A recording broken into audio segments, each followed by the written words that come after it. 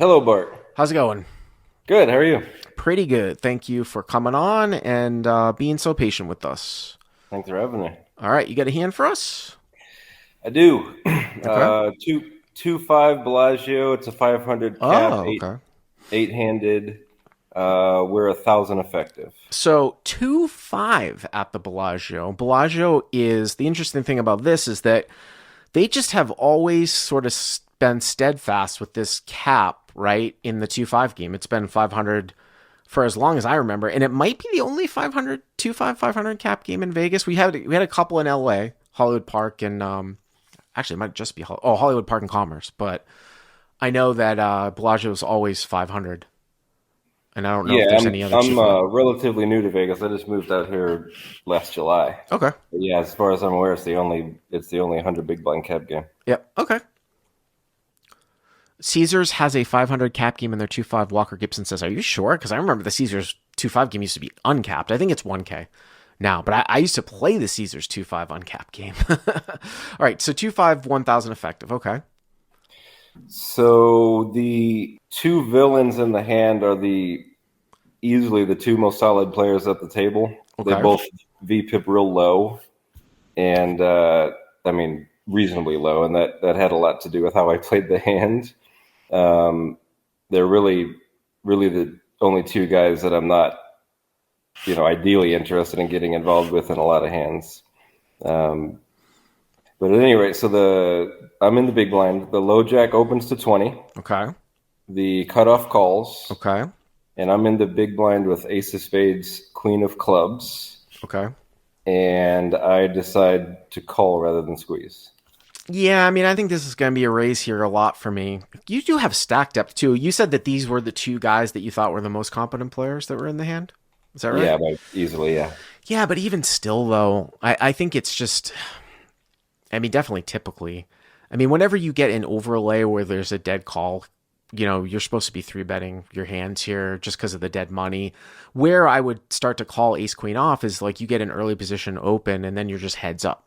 And then I might just complete sometimes with ace queen. So I think I do three bet this hand almost always. I mean, I think it's not insane to sometimes flat, but I would think it would be more of me protecting what I thought was against a very early position, tight raising range. Here it's like low jack, so it's kind of off to the side. But okay, so the pot's about $60, right?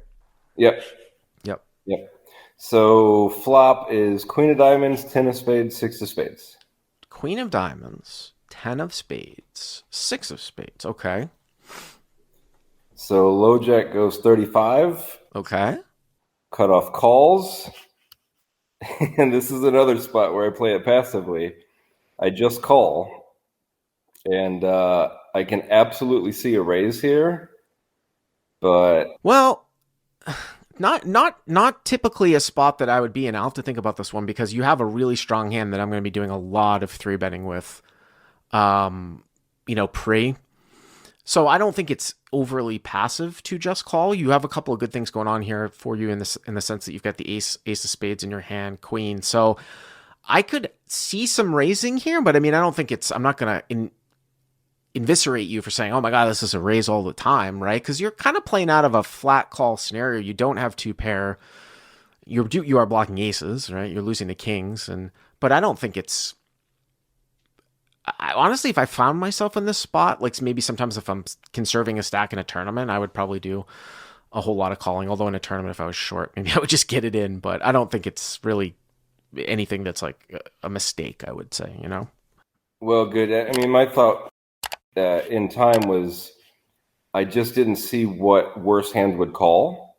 Like maybe a king queen would call a raise, but the the other thing is the cutoff does a lot of three betting pre. You don't see him flat a lot, so that he's not going to have tens, but he can have sixes that he would flat. Tens he would always raise. And I just felt like with me having the ace of spades, yes, being able to call across turns is one thing, but there's also a little bit less draws that they're going to have that can call a raise. Sure, right, because you have the ace of spades. Yeah. Also, too, I'm not sure if Random Reese in the live chat is saying that ace queen is a three bet or pre or fold for me. I mean, in the field, sure, but I mean, you're not going to fold ace queen in the big blind, right? For 15. I mean, come on, guys. I'm assuming, right? I mean, no one can tell me that a fold is better than a call in the big blind in this configuration. I mean, that's just way too nitty. I'm gonna fold ace jack a lot in the big blind, but not ace queen. I don't know if I'm folding Yep. ace jack. I mean, I'm calling with a lot of hands here in this spot, but okay. So 165. Okay. Yep. Yep. So turn is ace of diamonds. So you turn top two, but king jack comes out there. Queen of diamonds, 10 of spades, 6 of spades.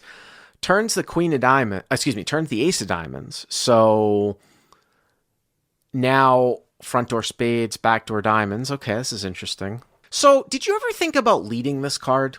As I continue, like it's the thought in my mind here, where it is an interesting turn because so it's a situation where you, like I said, we're doing this podcast on January 31st for the subscription people, and I'm trying to wrap my head around the situations where I donk lead on later streets. So this is an interesting card here because I think I would do a lot of leading here because you're just losing really to king jack. Now, if like a front door had come in too, that'd be a different story. But even like 2 or 3 ways, even 3 ways here, I know that king jack is out there, but this one's going to get checked through, I think, quite a bit. So I actually probably would do a fair amount of leading here. And there's multiple, front door and back door. If it had been like the ace of spades, it would probably be much, much closer. So I think it's pretty close. Yeah, no, I've got the ace of spades. Yeah, I just felt like in this spot I wasn't sure what worse hand would call. Like if the guy was c-betting ace king, for example, but then I've got the cutoff behind and I'm going, well, what the hell did he call with? Right. So spades, sure, but again, with me having the ace of spades, there's fewer. I mean, he can still have spades, obviously, but there's fewer combos. Right. Queen X of spades would still call. So I guess there's hands that'll still call if I lead here, but I don't know. That was my thinking on. I just wasn't sure what worse could call. Yeah. So you check. Yep. Low jack 120. Wow, that's a big bet. That's a big bet on a very, very sort of nutty changing kind of card here. Because if you have, let's say he had like, it's so weird because when a card like this, which is a card that's gonna cut out it's gonna make it very hard for top pair to call. So if he had any of the higher sets here, like pocket queens, pocket tens, or pocket aces, I wouldn't want to take this sizing. I'd have to be because if you went down the line there and you start going super huge with ace, a queen's just going to fold out. If you have queen, there's less queens out there, and king, jack is more present. Kind of the same thing with 10-10 as a mixture. So it's a kind of a strange size on this card, I feel like, just is my gut reaction. So he goes 120, okay? Yep. I mean, at this point, I'm very concerned. And my hope, once the cutoff calls, especially, I feel like the best case scenario is we've got the same hand. Yeah, and that's possible, right? That's yeah, possible. He's not going to continue betting kings. No. And once the cutoff calls, I think the best case scenario is maybe low jack and I have the same hand and the cutoff is still on a draw. They would have to have a spade draw. So I'm not liking this spot at all, but I'm not folding top 2, so I call. So cutoff calls. And of course, you're getting turn pot odds here too. I mean, the pot's going to be like 400. It's 120 for you to call. You're getting 3.5 to 1. This might get checked through and you have the best hand. And if you're behind, you have a sliver of some equity here to improve. I mean, I'm not going to fold for 120 when it goes call, but it's kind of a little bit of it's definitely a little bit of an interesting situation here. And then, you've got maybe 800 or so left. Okay. What's the river here? So river, the pot's 525. Yep. River's 2 of diamonds. Okay. So the back door comes in here now too. Backdoor diamonds, queen of diamonds, 10 of spades, 6 of spades, turn the ace of diamonds. River is the deuce of diamonds. I'm not real worried about the back door. Yeah, the only thing that would be prevalent with the back door here, because the top pair had a diamond in it, would be like if it was like Jack 9 or some sort of like weird gut shot that took off on the flop, like I'm trying to think, like Jack 8. Or if the low jack was c betting second pair with the back door, but I don't see the Right. cutoff calling. having the back door there because he shouldn't call with me behind him, and he Well, wouldn't. he He's just, shouldn't call with like Jack 10 of diamonds, but I mean, it's 2-5 at Bellagio. I mean, yeah, but he there's a wouldn't. possibility. He wouldn't. He's nitty. No, I know he wouldn't. Okay. He's a real good player. If it was a more of a rec player, but Okay. overall, I'm not real concerned about the flush Right. Right. Okay. because of the fact that the top card on the flop was the diamond. Yep. Yep. Okay. So I assume you're going to check, right? Yep, I played the whole thing so fast, but I got a bit flamed for it in the Discord, but probably rightfully so. But at any rate, the low jack goes 325. Wow. Wow. So the And low jack, he triples this one off. Wow. That's yeah, with now the backdoor coming in too. the sizing itself isn't that concerning for me because 3/4 is really standard. Mm-hmm. It does mean he has a hand, but it Mm-hmm. doesn't necessarily mean the nuts. God, this would be awfully thin to. I think I'm just sort of picturing myself in the low jack spot after this given action. Hmm. I think this gets really thin with like ace queen here, betting into two people. When the backdoor comes in, obviously if the backdoor bricked out or spades bricked out, then okay. But when the backdoor comes in, I mean obviously the front door is worse, but when the backdoor comes in, I think it starts to get pretty thin here for to go through streets with ace queen. But okay, so he goes 325. Yep. Yep. Then the cutoff calls. Oh man. Kind of calls. That was exactly my reaction. I mean, it's even though you're getting better pot odds, it has to be worse for you. Meaning that like, now the pot is 1175 and it's 325 for you to call. So whatever you're getting 3 to 4 to 1. But I mean, I'll take worse pot odds and be in this spot heads up versus having to overcall here with ace queen. Yeah, I It's actually thought about folding. just I'm really thinking about folding here. Like I think this is a fold.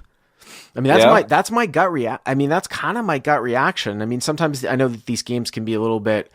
Sometimes you got to know your players, but if you're saying that you have some respect for these guys, I mean, yeah. what is? Let me ask you this question: Are you more concerned with who do you think you have beat more often, the low jack or the cutoff? I thought best case scenario was a chop.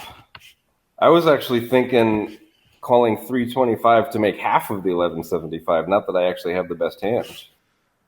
So what's the cutoff calling with?